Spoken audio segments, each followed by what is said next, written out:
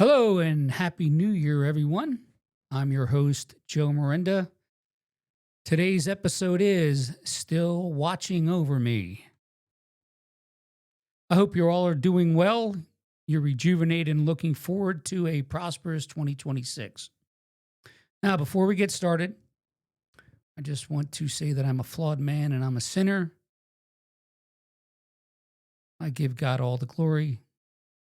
I believe Jesus Christ is my Savior, and I renounce Satan.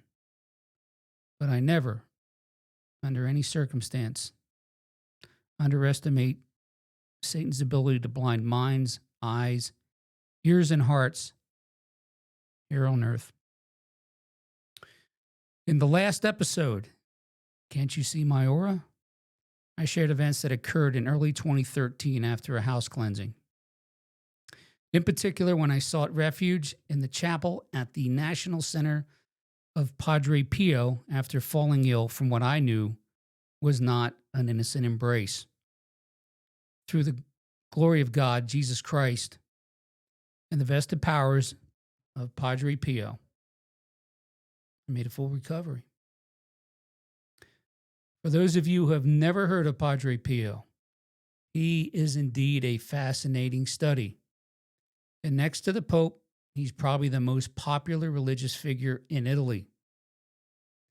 Padre Pio was born in 1887, and he died in September of 1968.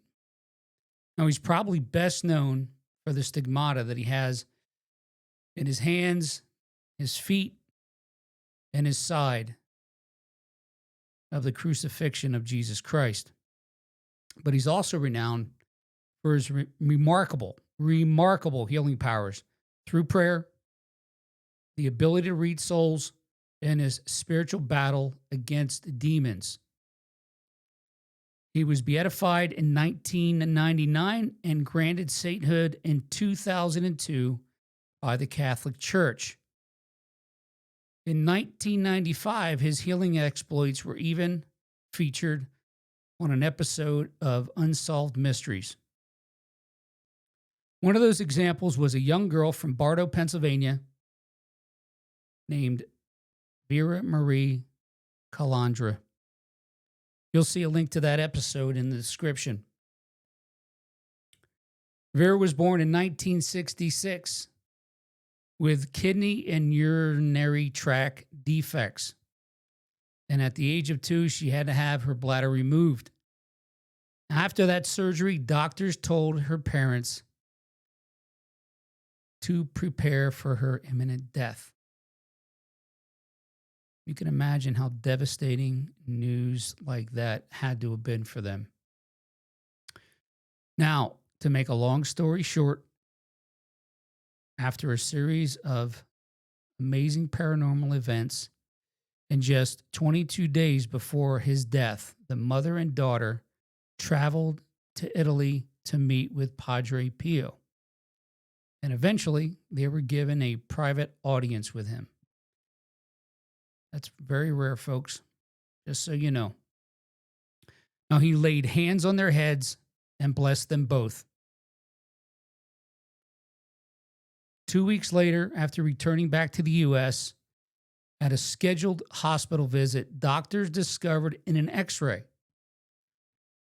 that little girl had begun to grow a new bladder.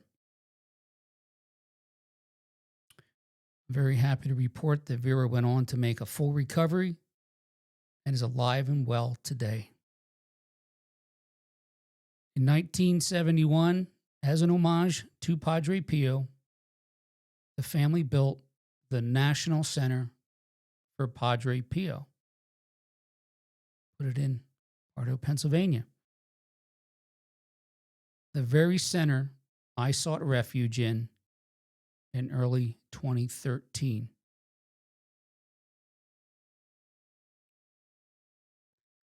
Fast forward to January 2022. COVID is still in full swing. And for a second time, I came down with it. The second go around was a lot worse than the first for me. I had the sore throat from hell, a massive sinus infection, and I lost my sense of taste and smell for about a month. I don't know if anyone watching has ever lost their sense of smell, but for me, it made me feel extremely vulnerable, especially at night. In fact, over the course of that month, I don't think I slept more than 2 hours at a shot. And by that time, I had sensed, as a lot of people had, that COVID was not some random disease that originated in an open market over in China. It's also around that same time that you started hearing that COVID-19 was the result of gain of function research. The moment I heard that, I knew damn well that the pandemic was the work of demonic forces hell-bent on population control.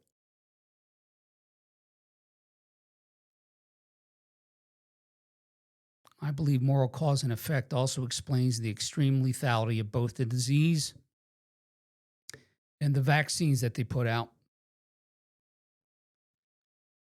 It brings us up to January 25th, 2022.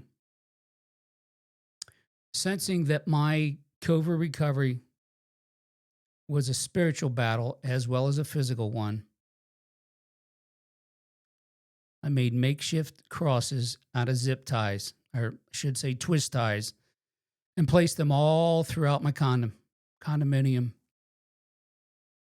Here are the entries out of my journal regarding that. 1/25/2022, 8:18 a.m. I sent several photos to Craig Perry of the makeshift crosses I placed around my condo. Then on 1/25/2022 at 10:23 a.m., I entered into the journal. Craig Perry called me regarding the cross photos that I had sent him. After explaining the reasoning behind the crosses, Craig gave me a blessing and recited a prayer of protection for me. As he was finishing up the prayer, I had a strong impression to turn around and look at the TV in my master bedroom. As I did, I saw a picture of Padre Pio on the TV screen. Now, even though the TV was muted, I soon realized that what I was seeing on the TV screen was the Padre Pio episode playing on Unsolved Mysteries. I told Craig what I was seeing on the TV, and he was completely blown away. I took a bunch of photos of the TV screen and Padre Pio and texted them over to Craig. At that moment, I happened to look over at my nightstand in the master bedroom, and what I saw defied all possible logic. The twist tie cross I had placed on my nightstand 2 hours earlier was now leaning against my bottle of holy water that I had on that same nightstand. Told Craig that I had to go, and I hung up the phone.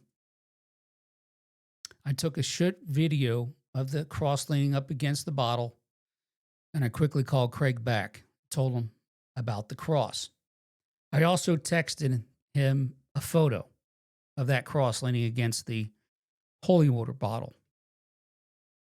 Of course, he was at a complete loss for words. Now, to this day, one of the things that still strikes me is the way the cross was lying against that bottle of holy water. It was in the same exact position that most paintings and pictures have depicted of Jesus carrying his cross during his crucifixion.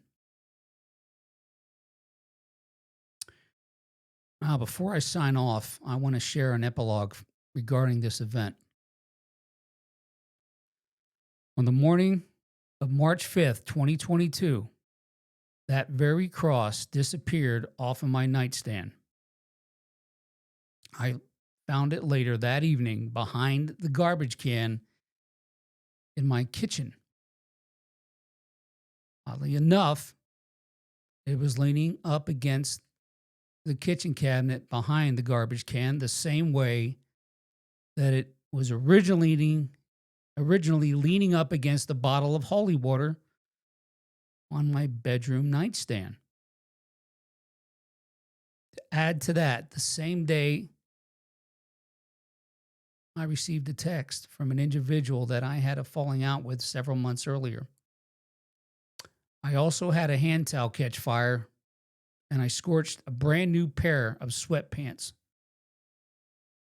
while cooking dinner that same evening. What's interesting is, about a year later, I found out from a very reliable source that that person I had the falling out with had been practicing dark magic for years without my knowledge. Really makes me wonder how and why that cross ended up behind the garbage can in my kitchen. And it's events like those why I always stress that we should never, ever let our guard down and underestimate Satan's abilities here on earth. And while I prayed to God, Jesus, and the Archangel Michael for protection during my second bout with COVID, it's comforting to know that Padre Pio is still watching over me.